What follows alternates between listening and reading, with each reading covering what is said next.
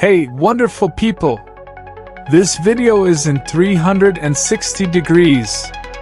So, what does that mean? It means you can look around and experience it from every angle, like you're actually there. It's super cool if you're using VR headsets, but you can also move up, down, left, or right your phone or swipe on your screen to explore. I'm really excited to bring you this immersive experience. Let me know what you think in the comments, and don't forget to subscribe for more. And with that, let's dive into the video.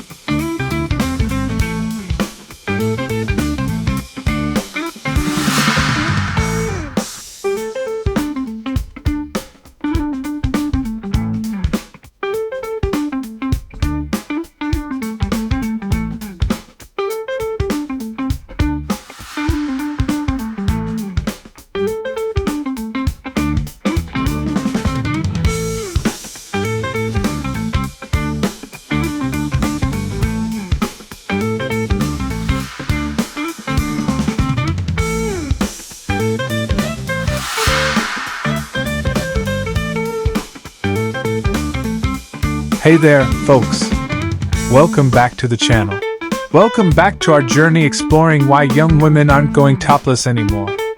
In our last episode, we touched on some big themes: technology, harassment fears, and shifting beauty standards. But today, we're zooming in on two powerful forces that have fundamentally reshaped how women view their bodies: social media and the porn industry.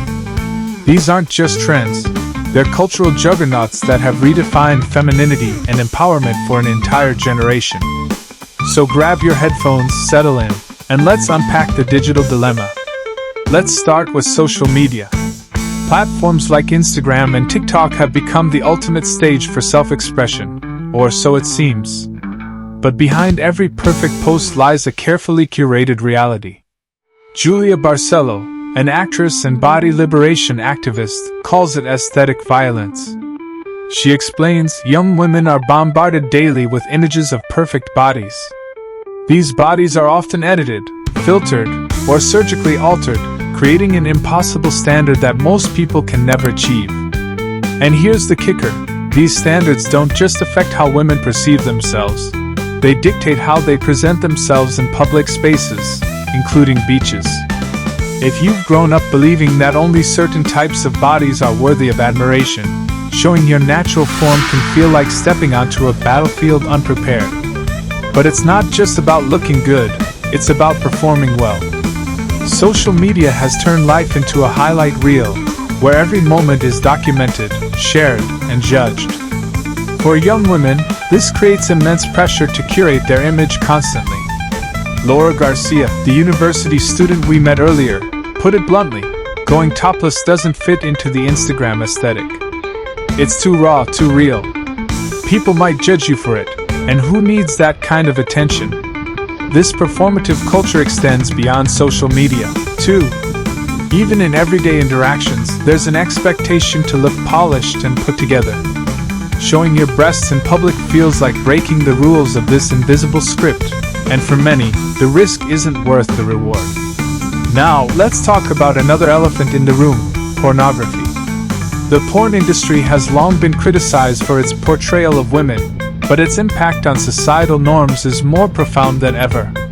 Gemma Galdan, our expert in technological security, points out that pornography has normalized a very specific type of female body, one that is surgically enhanced, airbrushed, and devoid of imperfections. This narrow definition of beauty has seeped into mainstream culture, influencing everything from fashion trends to dating apps. For young women, the message is clear: if your body doesn't match this ideal, you're somehow inadequate. And when it comes to going topless, the comparison game becomes even harder to escape. As one activist told me, If all the breasts you see online are fake, why would anyone want to show their natural ones? On nudist beaches, however, the narrative changes. Here, authenticity reigns supreme. There's no pressure to conform to societal standards because nudity is celebrated in its purest form. Fashion expert Charo Mora describes it as a radical act of acceptance. She says nudist communities have done incredible work challenging the notion that only certain bodies deserve visibility. On these beaches, everyone belongs.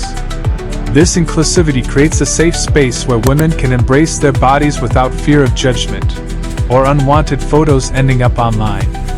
It's a stark reminder that context matters. When nudity is normalized and respected, women are far more likely to exercise their right to bare skin. So, what does all this mean for young women's mental health? Feminist anthropologist Livia Amato warns us not to underestimate the psychological toll of living in such a hypercritical world. For previous generations, going topless was empowering because it challenged patriarchal norms, she explains. But for today's young women, the act carries a different weight. It's not just about defying society, it's about navigating a minefield of insecurities, fears, and external pressures. This constant balancing act can take a toll, leading to anxiety, self-doubt, and even shame. And yet, despite these challenges, many young women continue to push back against societal expectations in their own unique ways. But here's the million-dollar question: has feminism itself shifted focus? Some argue that the decline in toplessness doesn't signal a loss of progress. It's simply a recalibration of priorities. Activists like Mariona Trabal remind us that feminism is a living, breathing movement. The struggles of my generation were different, she says. We fought for basic rights, like the freedom to go topless without being shamed. Today's feminists are tackling new issues, like online harassment, workplace equality, and reproductive rights. That doesn't mean they've forgotten the past, it means they're building on it. In other words, the fight for bodily autonomy hasn't disappeared, it's just taken on new forms. In this episode, we've explored how social media and the porn industry have shaped modern attitudes toward female nudity. From the pressure to perform online to the unrealistic beauty standards perpetuated by pornography, these forces have created a complex web of challenges for young women. But as we've seen, the story doesn't end here. Nudist beaches offer a glimpse of what's possible when society embraces authenticity and respect. And feminism continues to evolve, addressing new issues while honoring the victories of the past. In our final episode, we'll examine whether this generational shift represents a step backward or a bold leap forward. We'll hear from activists, academics, and everyday women about what empowerment looks like in the 21st century. Is toplessness still relevant in the fight for gender equality? Or have we moved beyond it altogether? Find out in part 3. Thanks for hanging out with me today. And remember, life's an adventure. So go out there and explore it.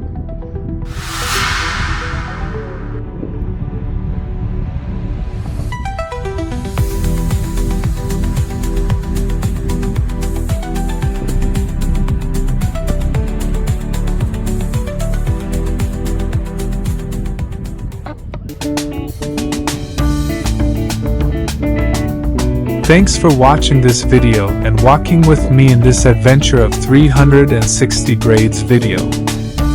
Don't forget to like, to comment, and subscribe to the channel.